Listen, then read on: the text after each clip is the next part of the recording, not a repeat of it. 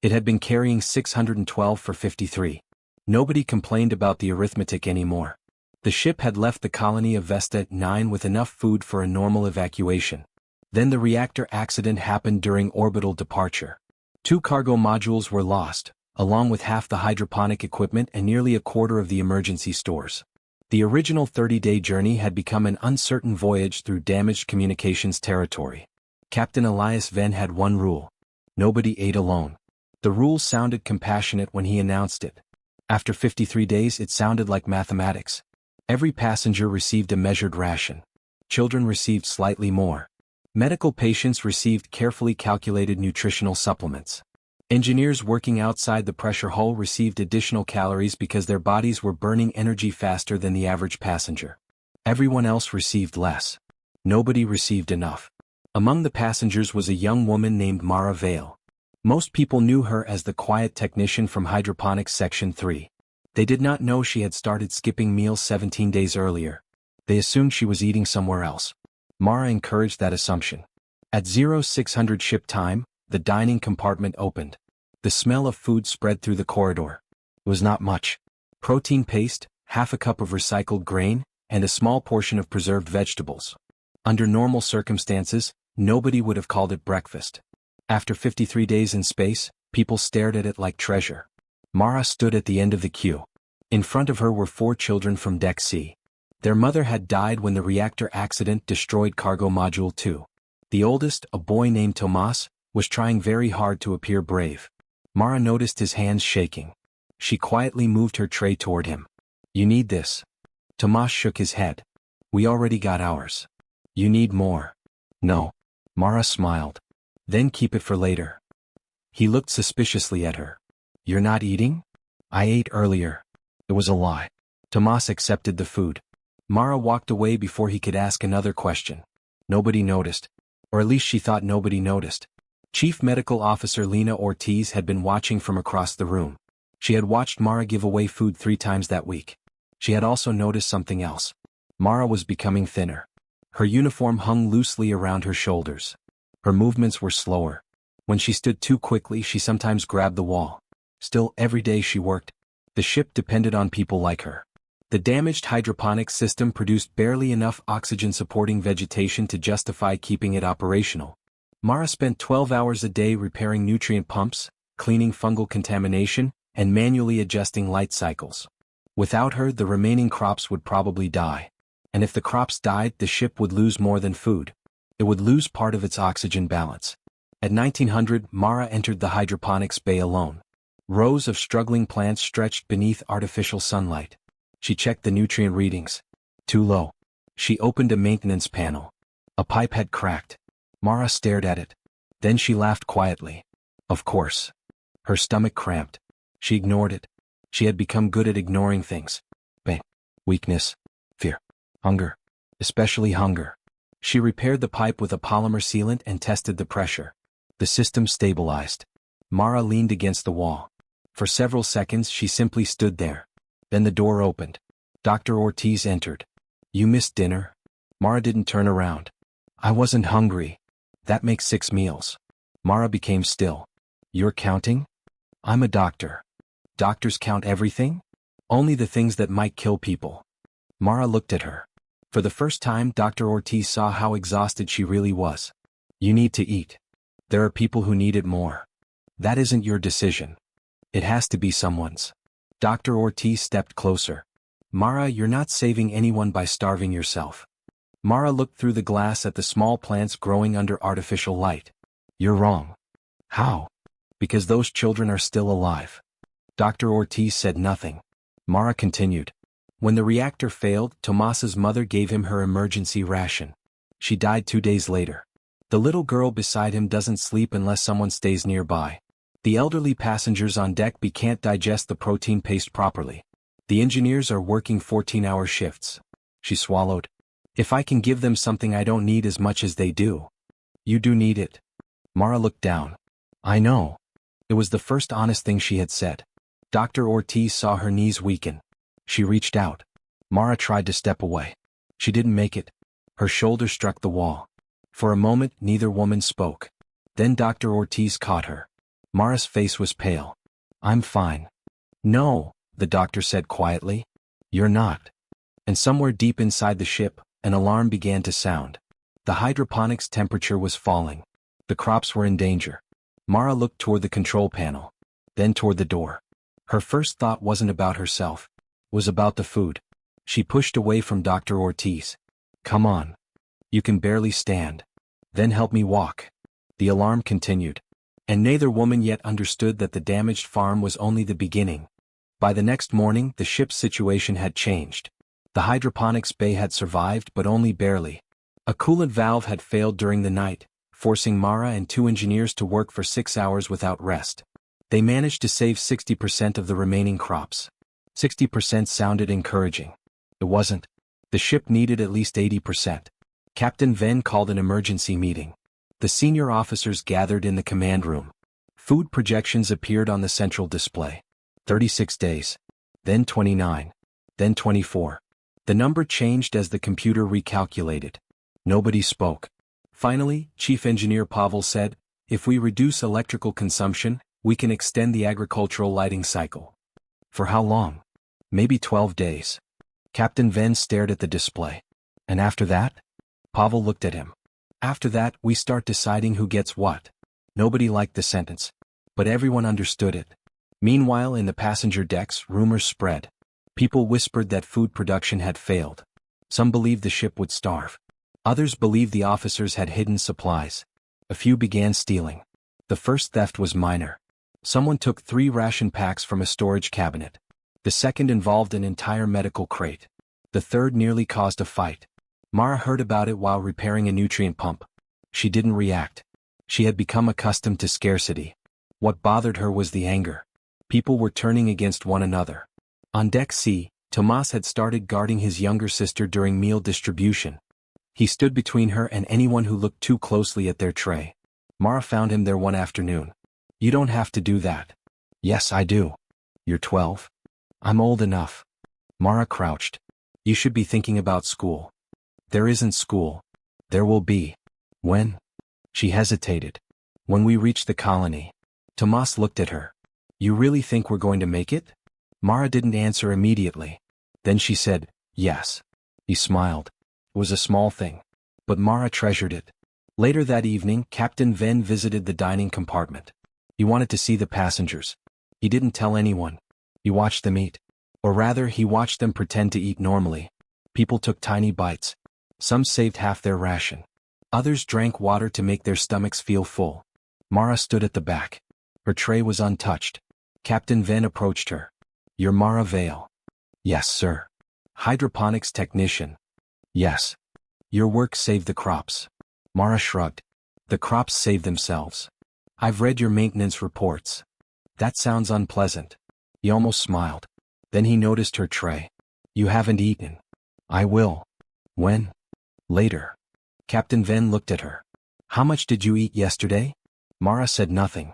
That was not a rhetorical question. I don't remember. You don't remember? I was busy. The captain lowered his voice. Mara, we're going to have difficult decisions soon. I can't have skilled personnel collapsing. She looked at him. Then give my ration to someone else. No. Captain. No. He walked away. Mara watched him leave. For the first time she felt something close to anger. She wasn't trying to die. She wasn't trying to be noble. She simply believed the ship had limited resources, and her body could tolerate less than a child's. But the captain saw the problem differently. He knew something Mara didn't. The ship wasn't simply short of food. It was short of time. Their navigation system had identified a debris field ahead. The safest route would add 18 days. The dangerous route would take 6. Captain Venn had to choose before the next watch ended. The crew recommended the dangerous route. Mara heard about it that night. She found Captain Venn in the observation corridor. You're taking the shortcut. Yes. Through the debris field? Yes. That ship is already damaged. I know. She looked through the window. Stars filled the darkness. Why?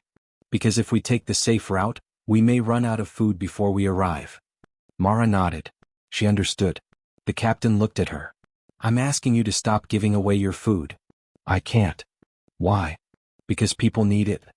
So do you. Mara looked away. After a long silence she said, "Captain, when everything went wrong on Vesta 9, people started choosing who mattered." Ben listened. They chose children first, then medical patients, then people with families, then the workers. Everyone else was told to wait. She looked at him. "I waited. What happened? I survived." Her voice was quiet. "But someone else didn't." Captain Ven understood. Mara wasn't starving because she believed she was worthless. She was starving because she had survived once at someone else's expense. And she couldn't bear doing it again. The captain looked at the stars. "Get some sleep." "I'll try." That wasn't a request. She almost smiled. Understood. But when she returned to her compartment, Mara found something waiting outside her door. A ration pack. She stared at it. There was no name. No note. She picked it up. Then she carried it down the corridor. And placed it outside Tomas's door. The Mercy of Dawn entered the debris field at 0217. Every passenger was ordered to remain secured. The lights dimmed. The ship's engines reduced thrust. Outside, fragments of destroyed satellites and mining equipment drifted through space. Some pieces were tiny. Others were several meters across. Radar mapped them continuously. The ship moved like a blind animal through a forest of broken metal. Mara sat in the engineering compartment.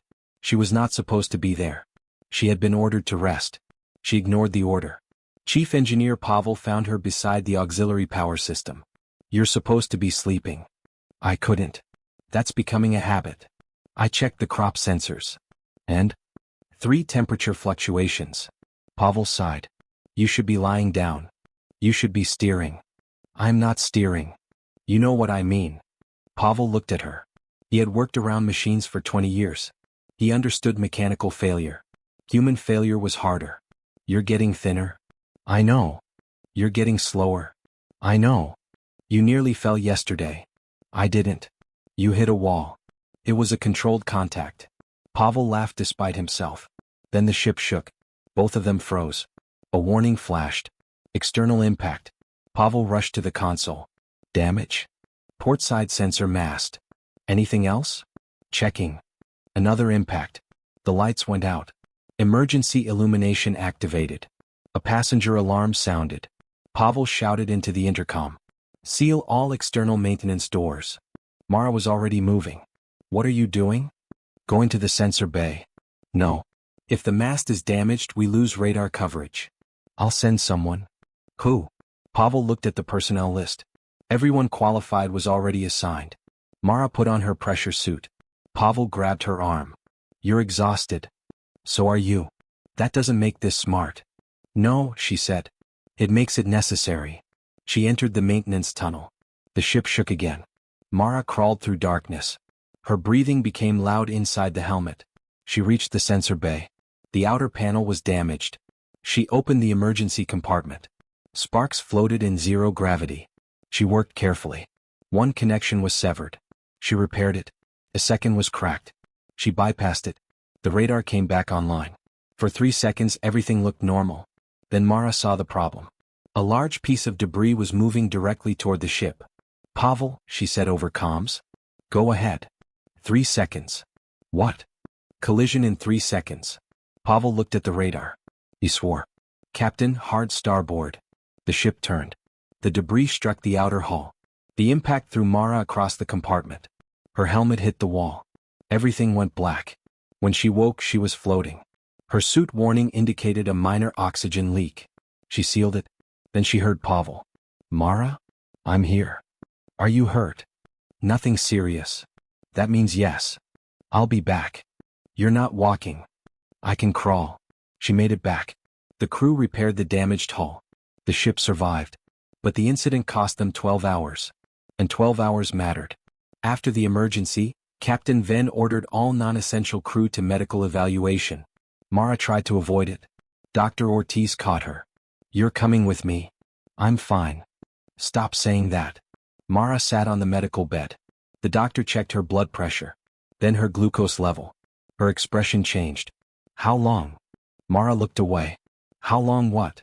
"How long have you been eating less than half your required calories?" "I don't know." "You do know." Mara sighed. 3 weeks. Dr. Ortiz closed her eyes. "You're severely depleted." "I can still work." "That isn't the point." What is? You're not a machine. Mara looked down. I know. No, you don't. The doctor handed her a nutrition pack. Eat. Mara stared at it. I don't want it. Why? Because someone else could use it. Dr. Ortiz leaned closer. Do you know why people keep eating before you? Mara said nothing. Because they think you're eating too. Mara looked up. The doctor continued. You've created a problem where everyone believes everyone else is okay. That doesn't make sense. It makes perfect sense. Dr. Ortiz lowered her voice. You are not saving people by hiding your hunger. Mara's eyes filled with tears. She quickly looked away. I don't want anyone to feel guilty. Then tell them the truth. I can't. Why? Because if they know. She stopped. If they know what? They might stop eating. The doctor understood. Mara was afraid her suffering would become contagious. That night, the captain addressed the entire ship. He did not mention Mara's name. He simply said, from this point forward, ration distribution will be monitored medically. Nobody will surrender food without authorization. The passengers reacted badly. Some accused the officers of controlling them. Others demanded larger portions. But Captain Venn continued. Food sacrifice is no longer permitted. Mara listened from her bunk. She felt angry. Then guilty for feeling angry. Then tired. Very tired. Outside her compartment, people began talking. One voice said, someone has been giving away food. Another answered, who? Nobody knew. But the rumor spread. By morning, the passengers were asking a dangerous question. Who had been starving so everyone else could eat? The answer became obvious 2 days later. Mara collapsed during breakfast. She didn't fall dramatically. There was no scream. One moment she was standing. The next she was on the floor. Her tray slid away. People rushed toward her. Dr. Ortiz arrived within seconds. Mara was conscious. Barely. I'm okay, she whispered. Nobody believed her anymore. She was taken to medical. The dining compartment became silent. Tomas stood beside the fallen tray. He stared at the untouched food. Then he understood. He remembered every time Mara had told him she had already eaten. Every time she had smiled. Every time she had walked away. He began crying. An older passenger put a hand on his shoulder. What is it? Tomas pointed toward the medical corridor. She gave me her food. The word spread. She gave me mine too. Another voice. She gave mine to my daughter. She helped us. She gave me a ration last week. Soon everyone was talking. Captain Venn entered the room. Enough. The noise stopped. He looked at the passengers. Mara is alive. A collective breath escaped. She is severely malnourished. Her condition is treatable, but recovery will take time. Tomas wiped his eyes. She saved us. Captain Venn shook his head. She repaired your oxygen systems. She maintained the crops. She worked during the debris field emergency. He paused. But she should never have been allowed to reach this condition. Nobody spoke. The captain continued. We all made the same mistake. He pointed toward the ration station. We assumed someone else was checking. The truth was uncomfortable. Mara had not been forced to starve. She had chosen it. But the system had allowed her choice to continue unchecked. That mattered. Captain Venn changed the ration protocol. Every person would now report their intake. And used food could not be transferred privately. Medical officers would monitor vulnerable passengers. And most importantly, no one would be praised for refusing necessary nutrition. Tomas hated that last rule. He visited Mara after visiting hours. Dr. Ortiz let him in. Mara looked exhausted. You shouldn't be here. I wanted to see you. I look terrible. You do. She smiled faintly. That was honest. Tomas sat beside her. I saved something. What? He pulled a small ration biscuit from his pocket. Mara stared. You need to eat that. I know. Then why are you showing me? Because you taught me something. What? That people aren't supposed to eat last. Mara looked away. Tomas continued. You always told me other people needed it more. Yes. But you needed it too. She didn't answer. He placed the biscuit on the table. I'm not giving it to you. Mara looked at him. I'm sharing it. For the first time in weeks, Mara laughed. It hurt her ribs. But she laughed anyway. The following morning, something unexpected happened. Passengers began volunteering to help in hydroponics. They had no technical training. They didn't know what they were doing.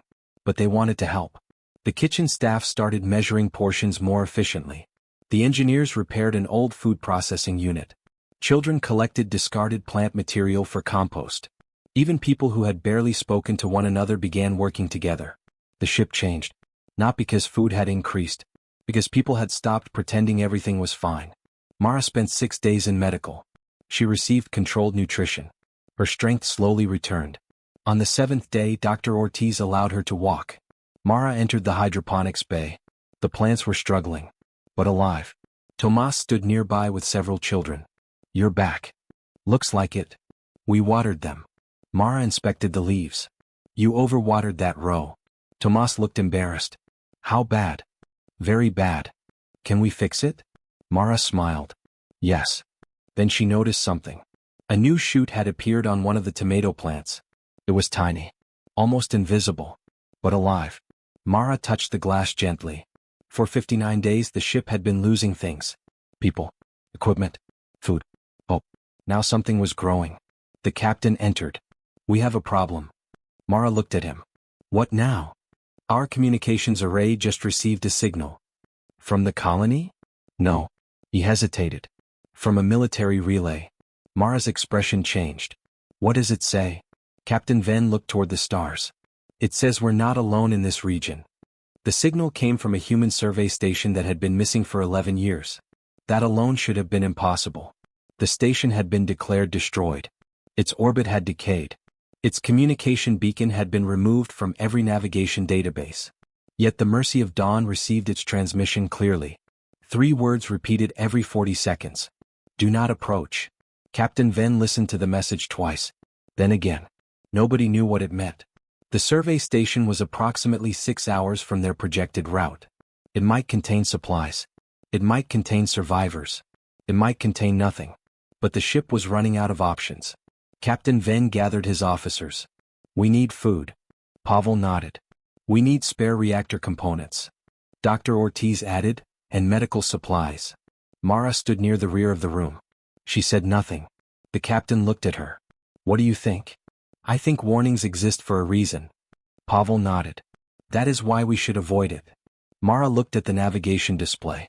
"Then why is the beacon still transmitting?" Nobody answered. The station had no reason to broadcast. Unless someone was alive. The crew decided to investigate. They approached slowly. The station appeared on radar. It was damaged but intact. No visible weapons. No active engines. The communications beacon continued transmitting. A boarding team was prepared.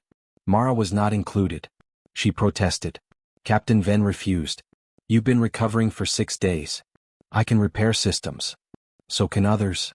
"Not that system." He knew she was right. Still he refused. "You're staying here." Mara accepted the decision. For once she obeyed.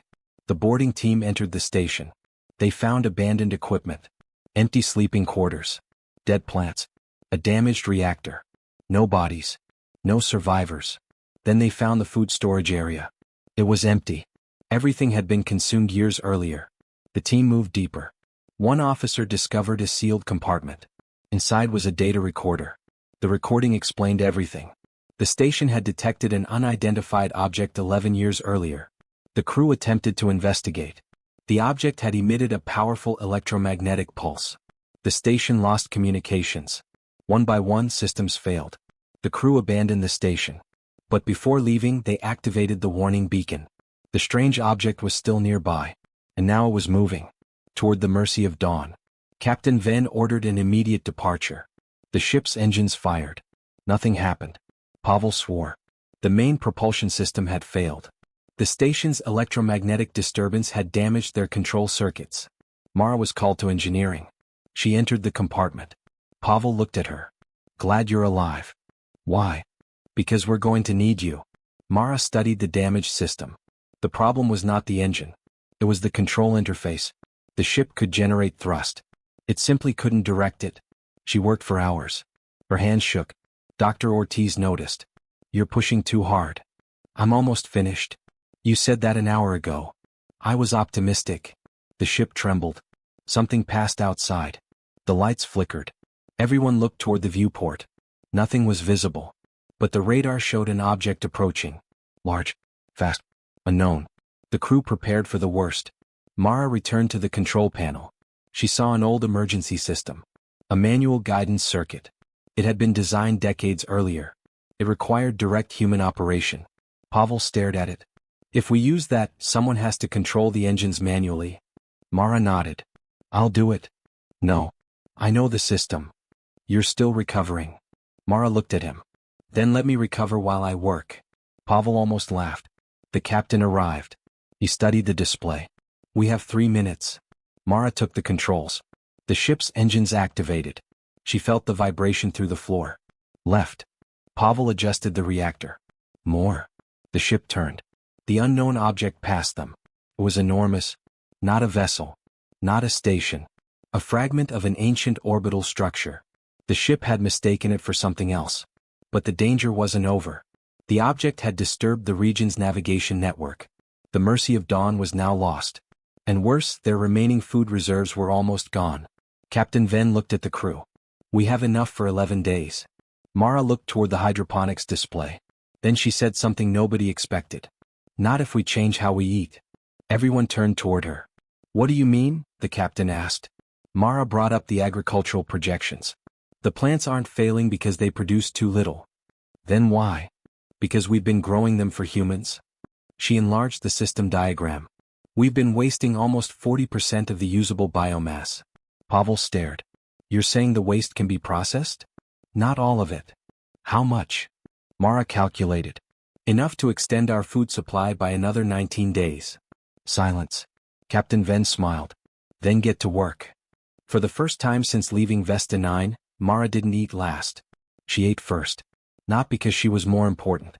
Because everyone finally understood that keeping one person alive could help keep everyone else alive. The new food system was unpleasant. Nobody pretended otherwise. The hydroponics team processed plant fibers into nutrient compounds. Certain edible leaves were harvested earlier. Protein cultures were adjusted. Food waste was separated and converted into usable nutrients. The kitchen staff redesigned every meal. The passengers complained. Then they adapted. Mara became the person everyone wanted to talk to. She hated it. She preferred machines. Machines did not ask emotional questions. People did. How are you feeling? Are you eating enough? Do you need anything? She always answered honestly now. Mostly. The ship still had problems. They were lost. Their reactor was damaged. The navigation system was unreliable. But the food crisis had stabilized. For the first time in weeks, the ration computer displayed a number that was increasing. 28 days. Then 31. The crew celebrated. Not loudly. Nobody had energy for that. But people smiled. Tomas brought Mara a piece of bread. A real piece. The ship had managed to produce it from preserved grain. She stared at it. What? It's yours. Mara smiled. I'm not giving it away. Tomas nodded. Good. She took a bite. It was ordinary. Dry. A little salty. Probably overcooked. Mara thought it was the best food she had ever tasted. The captain later asked her why she had given away so much. She thought for a long time. Because I thought hunger was something I could carry for other people. And now? Now I know it doesn't work that way. Captain Venn nodded. That's an important lesson. Mara looked at the stars. Maybe. The ship eventually found a navigational beacon. It belonged to a small human research settlement. They transmitted their identification. The settlement answered. Rescue ships could reach them in 4 days. 4 days. The entire ship changed. People began counting hours. Then something went wrong. The beacon coordinates were inaccurate. The settlement had moved. The Mercy of Dawn had entered a region where several navigation stations had failed. The rescue ships couldn't locate them. Captain Venn ordered a low-power transmission. Nothing. The ship drifted. Fuel was limited. Food was no longer the biggest problem. Power was. The reactor had suffered too much damage. The ship could not maintain life support indefinitely. Mara examined the system. She found a possible solution. A dangerous one. The hydroponics lighting system could be shut down for 6 hours. That power could be redirected to the communications array. But the plants might suffer. The captain asked, how much? Maybe 10% crop loss. We need the signal. I know. Can you restore the plants afterward? Yes. He trusted her. The lights went dark. The ship became silent. Every passenger waited. Mara entered the hydroponics bay. She looked at the plants. They were still. Almost asleep. She whispered, "Stay with us." Then she went to communications. The transmitter activated. A message was sent. Nothing happened. 1 minute. 2. 5. Then a response appeared. "Mercy of Dawn, we have you." People began crying. Mara closed her eyes. The rescue ships were coming. But the captain noticed something else. The signal had been received by more than one station. A second response appeared. Then a third. Human settlements throughout the region had heard them. The ship was no longer alone. When the rescue vessels finally arrived, they found 612 survivors. All alive. The passengers were transferred. Mara refused to leave until the hydroponic systems were secured. Captain Ven found her standing among the plants. "You've done enough." She shook her head. "They survived." "So did you." Mara looked at him. "I nearly didn't." "Yes." "Why didn't you stop me earlier?" The captain was silent. Then he answered honestly. "Because I thought you were strong." Mara smiled sadly. "That's not an excuse." "No." He looked around the greenhouse. "It isn't." The captain extended his hand. Mara took it. Together they walked toward the airlock. Behind them the plants continued growing. And for the first time, Mara left food behind without feeling guilty. 3 months later, the survivors of the Mercy of Dawn gathered in a settlement called New Horizon. The colony had only 8,000 residents. It was small by human standards. But after the journey it felt enormous. There were trees. Real trees. Open sky. Rain. Fresh air. And food. More food than Mara could imagine. At the first communal dinner, the tables were filled with dishes. Vegetables. Bread. Rice. Fruit. Protein. Soup. Nobody had to count grams. Nobody had to measure calories. Nobody had to pretend they weren't hungry. Mara stood at the edge of the room. She didn't know where to sit. Tomas found her. "You're sitting with us. I have a table assigned." "We moved." "You moved an entire table?" "Yes." "You're becoming troublesome." "I learned from you." Mara laughed. They sat together. The meal began. Mara stared at the food. For a moment she felt uncomfortable. She had spent months teaching herself not to want too much. Now there was enough. She reached for a bowl. Then stopped. Tomas noticed. "What?" "Nothing." "You're thinking." "Unfortunately." He pushed the bowl toward her. "Eat." Mara smiled. She did. Nobody asked her to save anything. Nobody expected her to give anything away. Nobody praised her for going hungry. She simply ate. And somehow that felt more difficult than starving. Later that evening, Captain Ven addressed the survivors. He spoke about Vesta 9. About the reactor failure. About the debris field. About the station. About the people who had died. Then he spoke about Mara. She immediately looked uncomfortable. Captain Ven noticed. "She won't like this." Everyone laughed. Mara covered her face. "But the story matters," he continued. "Not because Mara was willing to starve herself. That part was dangerous and we should never romanticize it." The room became quiet. "The important part is what happened afterward." He looked around. "We learned that survival isn't about finding the strongest person and asking them to sacrifice everything." He paused. "Survival is making sure nobody has to." The room remained silent for several seconds. Then people began applauding. Mara looked down. Tomas leaned toward her. "You're crying." "No. You are." "I'm eating." "That doesn't make sense." "It does to me." He smiled. Years later, the Mercy of Dawn became a case study in emergency survival. The ship's systems were redesigned. Its ration protocols were rewritten. Medical monitoring became standard. The hydroponics recovery methods developed by Mara became part of emergency colony training. But the most important change was not technological. It became known as the Dawn Rule. Nobody ate alone.